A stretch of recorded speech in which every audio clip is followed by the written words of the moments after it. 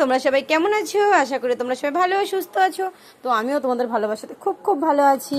তো দেখো তোমাদের দাদা ভাই আজকে দেখো রাত 9টা বাজে এখন। তোমাদের দাদা ভাই দেখো এখন আমাকে পাস্তা করে খাওয়াবে। তো দেখো সিদ্ধ বসিয়েছে, আমি কিছুই করিনি, তো শুধু তোমাদের দেখাচ্ছি, তাছাড়া কিছুই না। তো এই দেখো তোমাদের দাদা ভাই দেখো সব কিছু কাটাকুটি করছে। তো পাস্তা করে খাবে, কিভাবে করে খাওয়াবে আমি জানি না।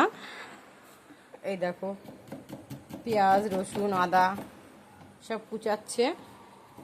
সত্যি কথা বলতে আমি তো পারিই না রান্না করতে, তাই তোমাদের দাদাভাই রান্না করে খাওয়াচ্ছে। তো তোমাদের কার কার বরেরা এরকম করে এত ভালোবেসে রান্না করে খাওয়ায়, সেটা ভালো হোক কি খারাপ হোক, ভালোবাসাটাই মেন। তো এই ভালোবাসাটা দিয়ে আমাকে রান্না করে খাওয়াচ্ছে, সেটা আমার কাছে এমনিই খুব সুন্দরই লাগবে। কারণ যেহেতু ভালোবাসাটা সব থেকে সবার আগে, তো ভালোবেসে আমাকে যেভাবে করে খাওয়াবে সেটাই আমার কাছে ভালো লাগবে।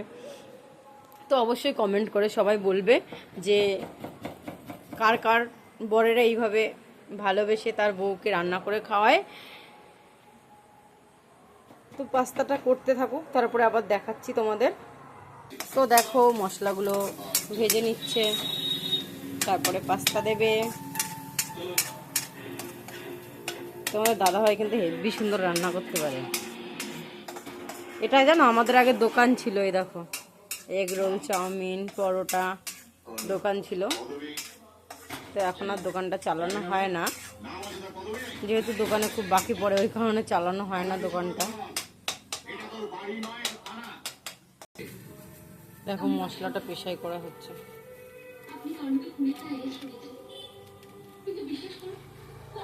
লঙ্কার গুঁড়ো দিল, আবার এটা কি মশলা, জিরের গুঁড়ো।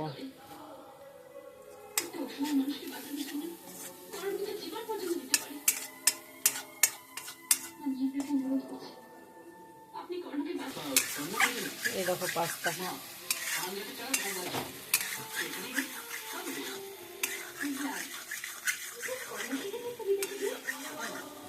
তো দেখেছো খুন্তি দিয়ে না, হাতা দিয়ে করছে।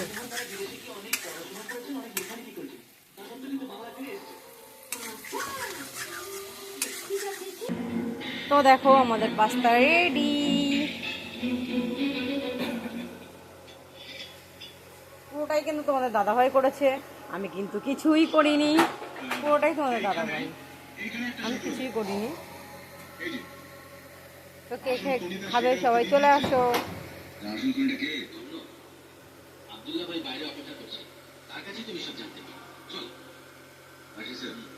তো দেখো তোমাদের দাদাভাই খাচ্ছে। তো আর আমি ভিডিওটা বড় করতে চাইছি না। তো সবাইকে গুড নাইট।